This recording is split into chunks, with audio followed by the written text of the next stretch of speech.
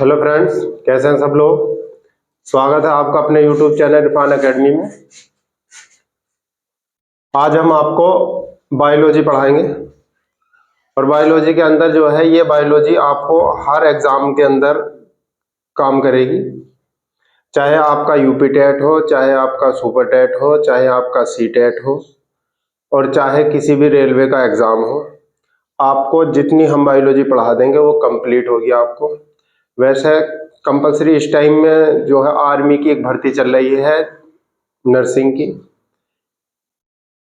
की है, जीडी की है। हर एक के अंदर एग्जाम में साइंस का बड़ा वेटेज है, मगर नर्सिंग में खास करके है। बायोलॉजी के 15 क्वेश्चन आएंगे, उसमें केमिस्ट्री के भी 15 क्वेश्चन आएंगे और फिजिक्स के आएंगे 5 क्वेश्चन। तो हम आपको बायोलॉजी पढ़ाना चालू करते हैं। आप इसके नोट्स बना लीजिएगा, आपका कभी कोई क्वेश्चन बाहर नहीं आएगा। अच्छे से नोट्स बना लीजिएगा बस आप। पहला चैप्टर से शुरू करते हैं, विज्ञान एवं प्रौद्योगिकी, साइंस एवं टेक्नोलॉजी। यो हमने 3 शाखाओं में बांट दिया, जीव विज्ञान, भौतिक विज्ञान, प्रौद्योगिकी। जीव विज्ञान को जंतु विज्ञान में, जीव विज्ञान की अन्य शाखाएं वनस्पति विज्ञान में 3 में डिवाइड करा। भौतिक विज्ञान, रासायन विज्ञान, ये हम अलग अलग पढ़ाएंगे आपको। भौतिक विज्ञान के अलग और रासायन विज्ञान के अलग पढ़ाएंगे हम आपको। कि आपको हर रोज 2 से 3 दिन आपको वीडियो मिलती रहेगी, उसके भी नोट्स बना लेना, आपका हर एक क्वेश्चन हो जाएगा। फिर है प्रौद्योगिकी। अब प्रौद्योगिकी के बारे में हम पढ़ते हैं, जानकारी लेते हैं। प्रौद्योगिकी में लगभग में इतना ही आता है, आने को इसमें बहुत कुछ आएगा, वो बाद में पढ़ा देंगे, मगर कुछ इसकी डिटेल है। जैसे प्रौद्योगिकी में आता है इसरो का प्रोग्राम, टेक्नोलॉजी में इसरो के प्रोग्राम आते हैं। इसमें कृत्रिम उपग्रह होते हैं। कृत्रिम उपग्रह को 2 भागों में डिवाइड किया गया।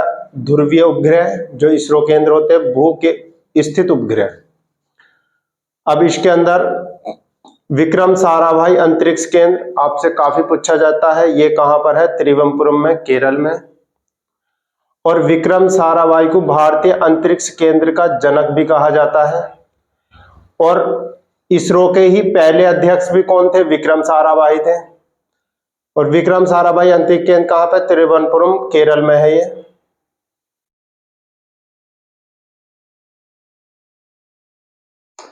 अब इसरो का उपग्रह केंद्र, इसरो उपग्रह केंद्र या हेडक्वार्टर जो है वो बेंगलोर में है, कर्नाटक में।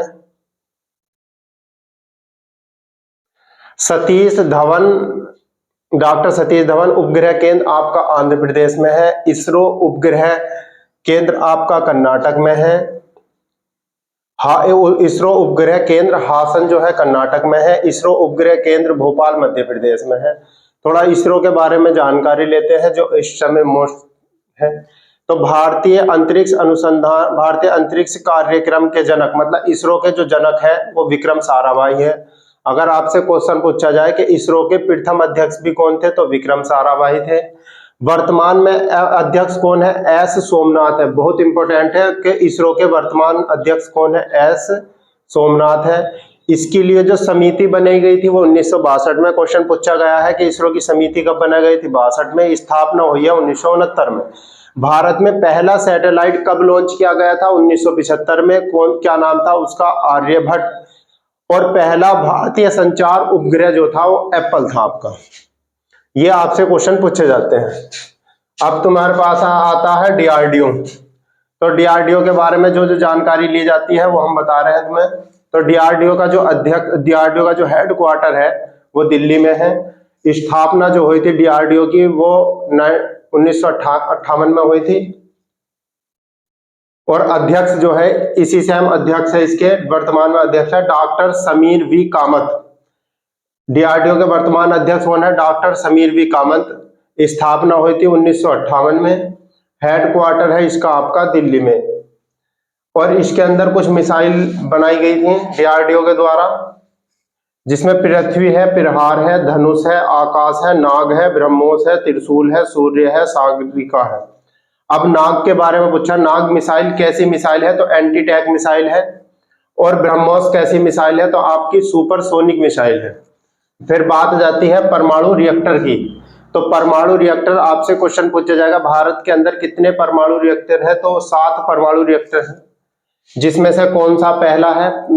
जो है तुम्हारे पास तारापुर परमाणु रिएक्टर महाराष्ट्र में है, कल्पक्कम परमाणु रिएक्टर तमिलनाडु में है, नरोरा परमाणु रिएक्टर यूपी में है, यूपी के भी बुलंदशहर में, काकरापात परमाणु रिएक्टर गुजरात में है। ये आपसे नरोरा वाला पूछा जाता है, राज्य का कोई सा भी एग्जाम होता है तो नरोरा परमाणु रिएक्टर कहाँ पर है, तो वो खास करके बुलंदशहर का नाम देता है, बुलंदशहर यूपी में। काकरापात परमाणु रिएक्टर जो गुजरात में है, जैतपुर परमाणु रिएक्टर ये भी महाराष्ट्र में है। जैतपुर परमाणु रिएक्टर कहाँ पर है? महाराष्ट्र में है। कोंडानुकुलम परमाणु रिएक्टर तमिलनाडु में है, और कोटा परमाणु रिएक्टर राजस्थान में है। कोटा से ही हमारे लोकसभा अध्यक्ष जो है ओम बिड़ला, वो कोटा से ही सांसद है, जो वर्तमान में लोकसभा अध्यक्ष है। तो अगर आपसे ये क्वेश्चन पूछा जाए कि भारत के अंदर कितने परमाणु रिएक्टर है, तो 7, और भारत में परमाणु रिएक्टर का मतलब भारत का पहला परमाणु रिएक्टर है कौन सा है, तो तारापुर परमाणु रिएक्टर जो महाराष्ट्र में है। क्वेश्चन आपसे पूछा जाता है कि भारत का सबसे बड़ा परमाणु रिएक्टर कौन सा है, तो कोंडानुकुलम तमिलनाडु के अंदर जो परमाणु रिएक्टर है, ये भारत का सबसे बड़ा परमाणु रिएक्टर है। तो आप इसके बारे में जानकारी पूरी रख लीजिएगा। भारतीय अंतरिक्ष कार्यक्रम के जनक विक्रम साराभाई थे। विक्रम साराभाई को इसरो का प्रथम अध्यक्ष कहा जाता है, और वर्तमान में अध्यक्ष एस सोमनाथ है। समिति बनी थी 1962 में, स्थापना हुई थी 1969 में। भारत में पहला सैटेलाइट जो लॉन्च किया गया था 1975 में, आर्यभट्ट। या क्वेश्चन आपसे पूछा जाता था भारत का पहला सैटेलाइट लॉन्च किया गया था, उसका नाम क्या है, तो आर्यभट्ट है। और पहला भारतीय संचार उपग्रह कौन सा है, वो एप्पल है आपका। यहां से आपका पूछा जाता है विक्रम साराभाई अंतरिक्ष केंद्र कहां पर है, त्रिवंपुरम, ये उसमें केरल में। इसरो उपग्रह केंद्र बेंगलोर में कर्नाटक में है। डॉक्टर सतीश धवन उपग्रह केंद्र आंध्र प्रदेश में है। इसरो उपग्रह केंद्र हासन कर्नाटक में है। इसरो उपग्रह केंद्र भोपाल मध्य प्रदेश में है।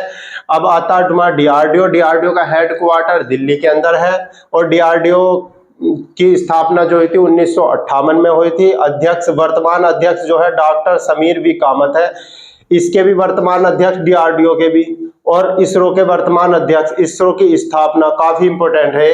मिसाइल है पृथ्वी, प्रहार, धनुष, आकाश, नाग, ब्रह्मोस, त्रिशूल, शूल्य और सागरिका, जिसके अंदर नाग के बारे में पूछा जाता है। नाग कैसी मिसाइल है, तो एंटी टैंक मिसाइल है। ब्रह्मोस कैसी मिसाइल है, आपकी सुपरसोनिक मिसाइल है। परमाणु रिएक्टर कितने हैं, 7 हैं, जिसमें से पहला परमाणु रिएक्टर तारापुर परमाणु रिएक्टर महाराष्ट्र में है, और कल्पक्कम परमाणु रिएक्टर जो है तमिलनाडु में है। नरोरा परमाणु रिएक्टर यूपी के बुलंदशहर में है। जैतपुर परमाणु रिएक्टर जो है तुम्हारे पास महाराष्ट्र में है। कोंडानुकुलम परमाणु रिएक्टर तमिलनाडु में है। कोटा परमाणु रिएक्टर राजस्थान में है। भारत का सबसे पहला परमाणु रिएक्टर कौन सा था, वो तुम्हारे पास तारापुर परमाणु रिएक्टर जो महाराष्ट्र में है। मगर भारत का सबसे बड़ा परमाणु रिएक्टर कौन सा है, कोंडानुकुलम तमिलनाडु में सबसे बड़ा परमाणु रिएक्टर है। तो 2 परमाणु रिएक्टर तमिलनाडु में है, 2 परमाणु रिएक्टर आपके महाराष्ट्र के अंदर है, एक परमाणु रिएक्टर गुजरात में है, एक राजस्थान में है, और एक यूपी के अंदर है।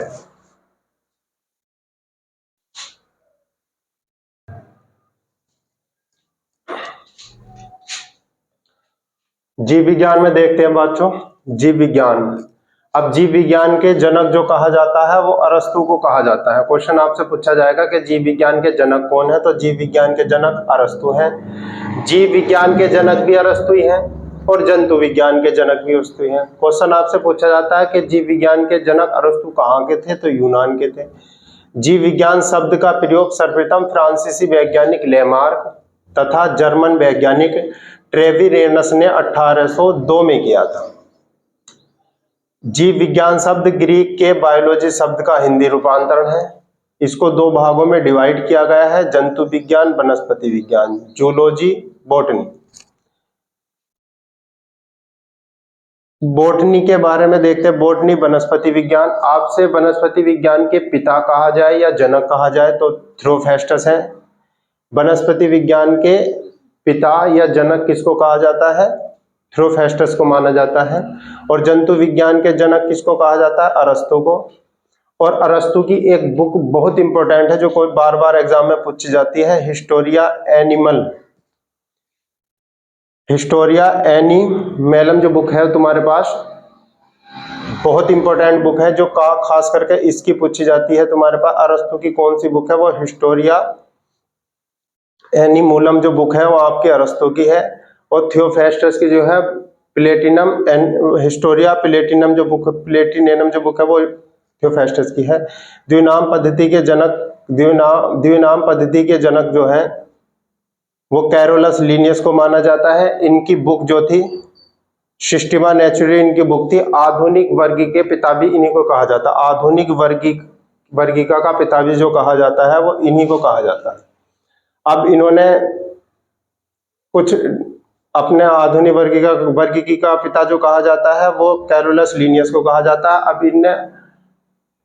इन्होंने जो है कुछ जीव जंतुओं को अलग अलग प्रकार से बांटा है, जैसे कि अमीबा, युगलिना, प्लाज्मोडियम। ये कैसे जंतु है? एक कोशिकीय जंतु है। आपसे क्वेश्चन पूछा जाएगा अमीबा, युगलिना, प्लाज्मोडियम कैसे जंतु है? ये एक कोशिकीय जंतु है। अमीबा का नाम देखकर आपसे छाट लिया जाएगा एक कोशीय जंतु है, एकशेरुकी जंतु है या कशेरुकी जंतु है। तो आप एक कोशिकीय जंतु को अमीबा, युगलिना, प्लाज्मोडियम। और दूसरा स्पंज, हार्डिला, फीताकृमि, केचुआ और कॉकरेज ये एकशेरुकी जंतु है। मछली, मेंढक, सांप, पक्षी और स्तनधारी जितने भी वर्ग आते हैं जैसे मनुष्य आते हैं ये कशेरुकी प्राणी के अंतर्गत आते हैं। बोटनी में आ जाओ। बोटनी के पिता या जनक किसको कहा जाता है? थियोफेस्टस को कहा जाता है। और हिस्टोरिया एनिमोलम जो इसकी बुक है वो इन्हीं की बुक है, थियोफेस्टस की। वनस्पति विज्ञान ग्रीक भाषा के बोटनी शब्द का हिंदी रूपांतर है जिसका अर्थ होता है ब्यूटी या पादप। अब इसको इन्होंने डिवाइड किया गया है। इसको भी कैरोलस लीनियस ने डिवाइड किया किसमें? शैवाल, कवक, लाइकेन, जीवाणु, मांस तथा फर्न कैसे पौधे हैं? ये अपुष्पीय पौधे हैं, इनके अंदर पुष्प नहीं आते हैं। साइकस, पाइनस और तुम्हारा इफेंडा और सिकोया ये कैसे होते हैं? नगन बीजीय पौधे होते हैं। आपको याद करना है कि साइकस कैसा पौधा है? नगन बीजीय पौधा है। पाइनस भी नगन बीजीय पौधा है। इफेंड्रा भी नगन बीजीय पौधा है। सिकोया भी नगन बीजीय पौधा है। सरसों, चना, मटर, आम, नीम, महुआ ये आवृत बीजी पौधे होते हैं। तो आप दोबारा देखो, इसमें मोस्ट बातें तो यही हैं कि जीव विज्ञान के जनक किसको कहा जाता है? तो अरस्तु को। जीव विज्ञान के जनक भी अरस्तु को कहा जाता है और जंतु विज्ञान के जनक भी अरस्तु को कहा जाता है। और ये कहाँ के वैज्ञानिक थे? यूनान के। और बोटनी या वनस्पति विज्ञान के जनक किसे कहा जाता है? थियोफेस्टस को कहा जाता है। जंतु विज्ञान के जनक इस अरस्तु को कहा जाता है। इनकी ये बुक याद कर लेना आप। द्विनाम पद्धति के जनक कैरोलस लीनियस को कहा जाता है। आधुनिक वर्गीकी का पिता भी कहा जाता है वो कैरोलस लीनियस की। इनकी बुक थी सिस्टेमा नेचुरली, इनकी बुक थी, बुक याद कर लेना आप। अब इन्होंने डिवाइड किया किसमें? अमीबा, युगलिना, प्लाज्मोडियम कैसे है? एक कोशिकीय जंतु है। स्पंज, हाइड्रिला, फीताकृमि, केचुआ, कॉकरोच एकशेरुकी जंतु है। मछली, मेंढक, सांप, पक्षी स्तनधारी वर्ग में कशेरुकी प्राणी आते हैं। बोटनी पिता या जनक थियोफेस्टस को कहा जाता है। वनस्पति विज्ञान ग्रीक भाषा के बोटनी शब्द का हिंदी रूपांतर है जिसका अर्थ है ब्यूटी या पादप। शैवाल, कवक, लाइकेन, जीवाणु, मांस तथा फर्न कैसे है? ये तुम्हारे पास अपुष्पीय पौधे हैं। साइकस, पाइनस, इफेंड्रा, सिकोया नगन बीजीय पौधे होते हैं तुम्हारे पास। सरसों, चना, मटर, आम, नीम, महुआ आवृत बीजी पौधे हैं। आप हमारे चैनल को शेयर और सब्सक्राइब करें। हम आपको पूरा कंप्लीट कोर्स करा देंगे। नर्सिंग की जो भर्ती चल रही है आर्मी में उसका जूलॉजी, एक तो मतलब बोटनी और जूलॉजी दोनों के कंप्लीट कोर्स करा दें या बायोलॉजी कंप्लीट करा दी जाएगी आपको। आप हमारे चैनल को शेयर एंड सब्सक्राइब करें।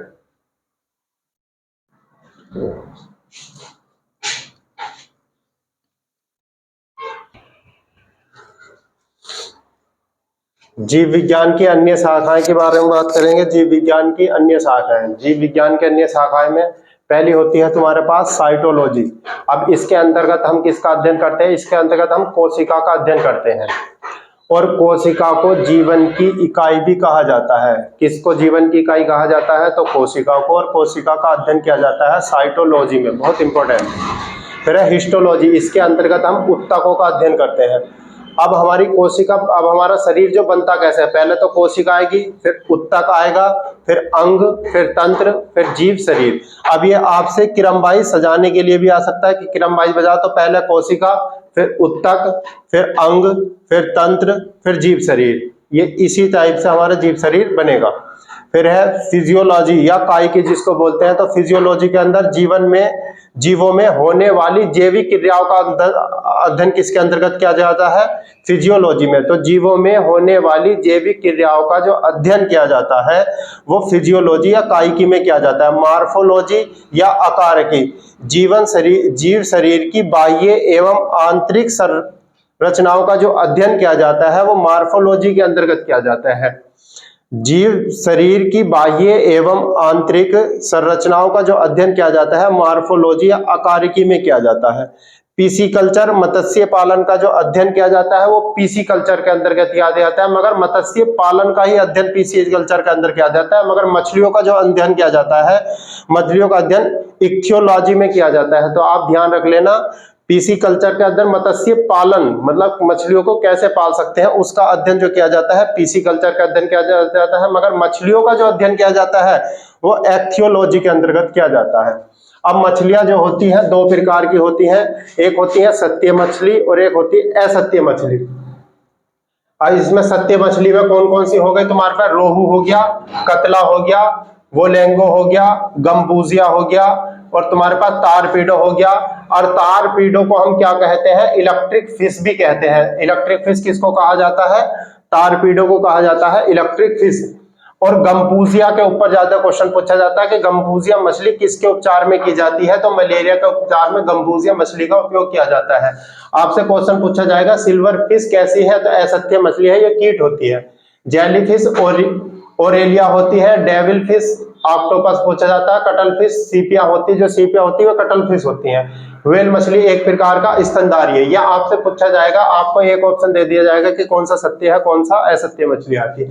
तो सत्य मछली में रोहू, कतला, बोलेंगो, गंबूसिया, तारपीडो इलेक्ट्रिक फिश, ये मलेरिया के उपचार में की जाती है उपयोग।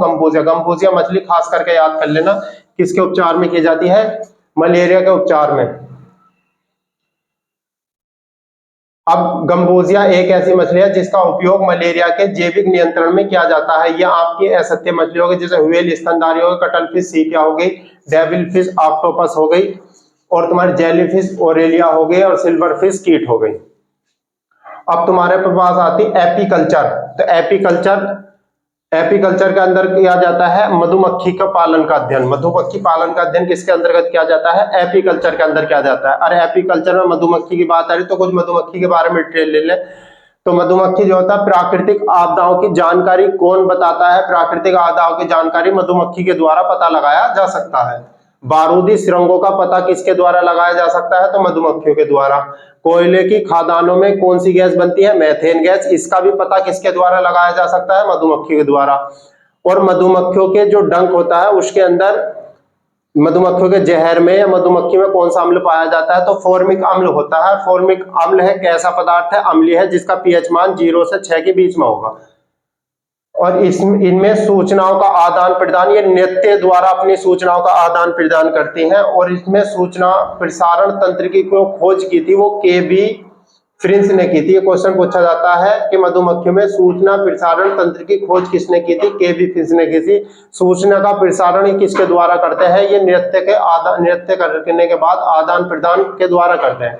आपसे ऐसा ही नहीं है कि मधुमक्खियों के अंदर ही सिर्फ फार्मिक एसिड पाया जाता है, ततैये में भी फॉर्मिक एसिड पाया जाता है। तो खास करके पूछा जाता है कि मधुमक्खी के विष में कौन सा एसिड पाया जाता है, तो फॉर्मिक एसिड कैसा होता है, अम्लीय होता है। आप हमारे चैनल को शेयर एंड सब्सक्राइब करें, हम आपको कंप्लीट स्टडी इसी चैनल पर करा देंगे। और इंशाल्लाह आपके नर्सिंग में, बायोलॉजी में, फिजिक्स में, केमिस्ट्री में पूरे नंबर मिलेंगे। शुक्रिया।